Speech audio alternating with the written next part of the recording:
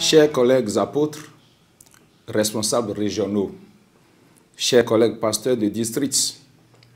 chers officiers de l'église de Pentecôte, chers anciens principaux de l'église de Pentecôte,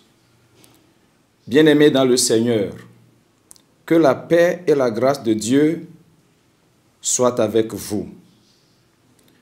En sa séance conjointe avec les confessions religieuses, tenue le 21 mars 2020, le gouvernement de notre pays, le Bénin, dans le souci de renforcer les mesures de riposte contre la pandémie de Covid-19, qui fait actuellement rage, a décidé de la fermeture de toutes les églises et de tous les lieux de culte sur toute l'étendue du territoire national du dimanche 22 mars à 0h jusqu'au dimanche 5 avril 2020 à minuit. À cet effet, nous invitons d'une part tous les membres et les leaders de l'église de Pentecôte,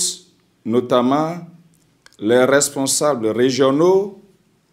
les pasteurs de districts et les anciens principaux, au respect strict de la dite décision,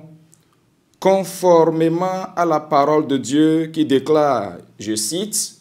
« Que toute personne soit soumise aux autorités supérieures, car il n'y a point d'autorité qui ne vienne de Dieu, et les autorités qui existent ont été instituées de Dieu. » Romains 13, verset 1. Et d'autre part, à l'application scrupuleuse des mesures préventives, entre autres, se laver fréquemment les mains au savon, utiliser le gel hydroalcoolique, éviter de se serrer les mains, éviter les accolades et les embrassades, éternuer dans le creux du coude ou dans un mouchoir, porter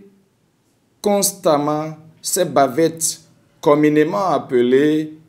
cache-nez. En outre, nous convions chaque fidèle à la sérénité, à la prière et à la foi en Dieu et en sa parole qui déclare, je cite, « Dieu est pour nous un refuge et un appui, un secours qui ne manque jamais dans la détresse. C'est pourquoi